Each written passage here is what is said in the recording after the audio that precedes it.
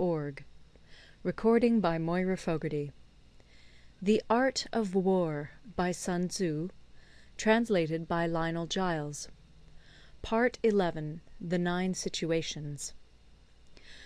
Sun Tzu said, "The art of war recognizes 9 varieties of ground. 1. Dispersive ground. 2. Facile ground. 3. Contentious ground. 4. Open ground. 5. Ground of intersecting highways. 6. Serious ground. 7. Difficult ground. 8. Hemmed-in ground. 9. Desperate ground." When a chieftain is fighting in his own territory, it is dispersive ground. When he has penetrated into hostile territory, but to no great distance, it is facile ground. Ground the possession of which imports great advantage to either side is contentious ground. Ground on which each side has liberty of movement is open ground. Ground which forms the key to 3 contiguous states, so that he who occupies it first has most of the empire at his command, is a ground of intersecting highways. When an army has penetrated into the heart of a hostile country, leaving a number of fortified cities in its rear, it is serious ground. Mountain forests, rugged steeps, marshes, and fens, all country that is hard to traverse, this is difficult ground.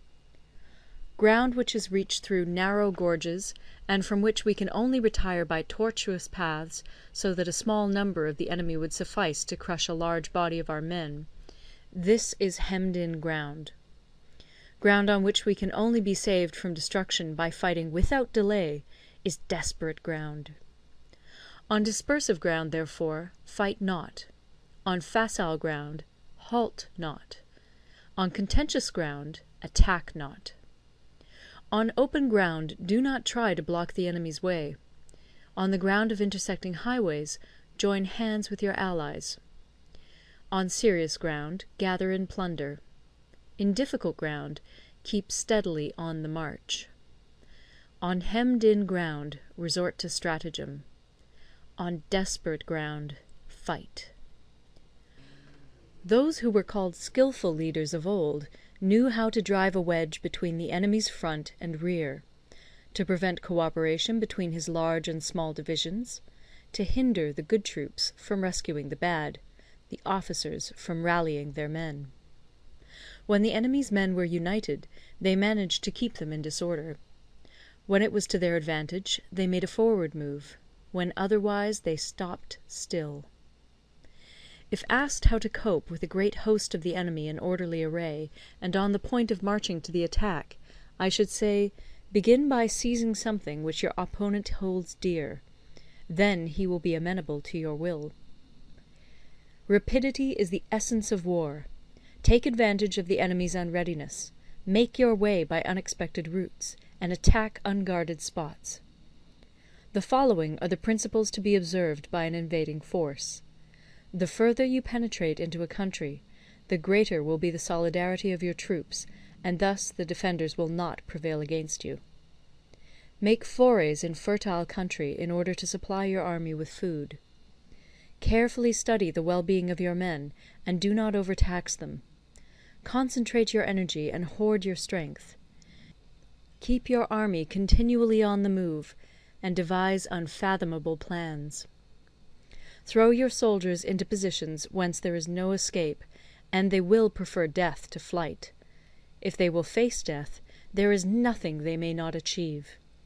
Officers and men alike will put forth their uttermost strength. Soldiers, when in desperate straits, lose the sense of fear. If there is no place of refuge, they will stand firm. If they are in hostile country, they will show a stubborn front. If there is no help for it, they will fight hard. Thus, without waiting to be marshalled, the soldiers will be constantly on the qui-vive. Without waiting to be asked, they will do your will. Without restrictions, they will be faithful. Without giving orders, they can be trusted. Prohibit the taking of omens, and do away with superstitious doubts. Then, until death itself comes, no calamity need be feared. If our soldiers are not overburdened with money, it is not because they have a distaste for riches. If their lives are not unduly long, it is not because they are disinclined to longevity. On the day they are ordered out to battle, your soldiers may weep, those sitting up bedewing their garments, and those lying down, letting the tears run down their cheeks. But let them once be brought to bay, and they will display the courage of a Chu or a Kui. The skilful tactician may be likened to the Shuai Jan. Now, the Shuai Jan is a snake that is found in the Ch'ung Mountains. Strike at its head, and you will be attacked by its tail. Strike at its tail, and you will be attacked by its head. Strike at the middle, and you will be attacked by head and tail both. Asked if an army can be made to imitate the Shuai Jan, I should answer yes. For the men of Wu and the men of Yue are enemies. Yet if they are crossing a river in the same boat, and are caught by a storm, they will come to each other's assistance, just as the left hand helps the right.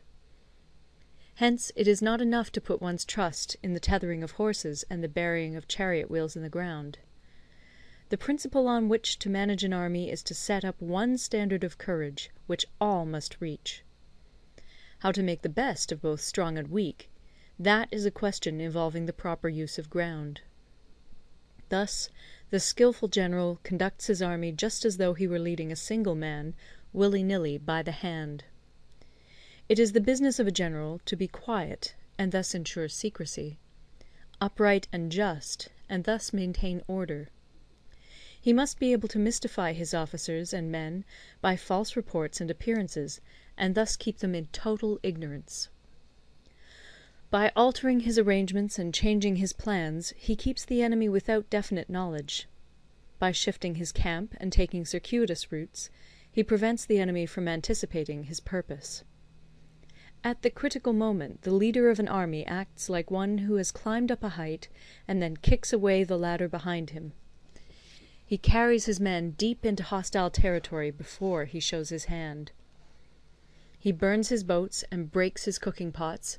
Like a shepherd driving a flock of sheep, he drives his men this way and that, and nothing knows whither he is going. To muster his host and bring it into danger, this may be termed the business of the general. The different measures suited to the 9 varieties of ground, the expediency of aggressive or defensive tactics, and the fundamental laws of human nature, these are things that must most certainly be studied.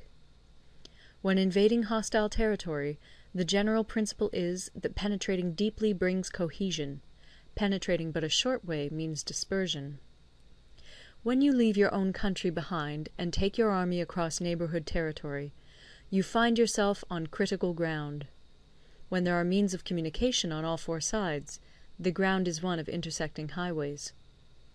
When you penetrate deeply into a country, it is serious ground. When you penetrate but a little way, it is facile ground. When you have the enemy's strongholds on your rear and narrow passes in front, it is hemmed-in ground. When there is no place of refuge at all, it is desperate ground. Therefore, on dispersive ground I would inspire my men with unity of purpose. On facile ground I would see that there is close connection between all parts of my army. On contentious ground I would hurry up my rear. On open ground I would keep a vigilant eye on my defences. On ground of intersecting highways I would consolidate my alliances. On serious ground I would try to ensure a continuous stream of supplies. On difficult ground I would keep pushing on along the road. On hemmed-in ground I would block any way of retreat. On desperate ground I would proclaim to my soldiers the hopelessness of saving their lives. For it is the soldier's disposition to offer an obstinate resistance when surrounded, to fight hard when he cannot help himself, and to obey promptly when he has fallen into danger. We cannot enter into alliance with neighbouring princes until we are acquainted with their designs. We are not fit to lead an army on the march unless we are familiar with the face of the country, its mountains and forests, its pitfalls and precipices, its marshes and swamps. We shall be unable to turn natural advantages to account unless we make use of local guides. To be ignored of any one of the following 4 or 5 principles does not befit a warlike prince. When a warlike prince attacks a powerful state, his generalship shows itself in preventing the concentration of the enemy's forces. He overawes his opponents, and their allies are prevented from joining against him. Hence he does not strive to ally himself with all and sundry, nor does he foster the power of other states. He carries out his own secret designs, keeping his antagonists in awe. Thus he is able to capture their cities and overthrow their kingdoms. Bestow rewards without regard to rule, issue orders without regard to previous arrangements, and you will be able to handle a whole army as though you had to do with but a single man. Confront your soldiers with the deed itself. Never let them know your design. When the outlook is bright, bring it before their eyes, but tell them nothing when the situation is gloomy. Place your army in deadly peril, and it will survive. Plunge it into desperate straits, and it will come off in safety. For it is precisely when a force has fallen into harm's way that it is capable of striking a blow for victory. Success in warfare is gained by carefully accommodating ourselves to the enemy's purpose. By persistently hanging on the enemy's flank, we shall succeed in the long run in killing the commander-in-chief. This is called ability to accomplish a thing by sheer cunning. On the day that you take up your command, block the frontier passes, destroy the official tallies, and stop the passage of all emissaries. Be stern in the council chamber, so that you may control the situation. If the enemy leaves the door open, you must rush in. Forestall your opponent by seizing what he holds dear, and subtly contrive to time his arrival on the ground. Walk in the path defined by rule, and accommodate yourself to the enemy until you can fight a decisive battle. At first, then, exhibit the coyness of a maiden, until the enemy gives you an opening. Afterwards emulate the rapidity of a running hare, and it will be too late for the enemy to oppose you. End of Part 11. Recorded in Toronto, Ontario by Moira Fogarty, October 2006.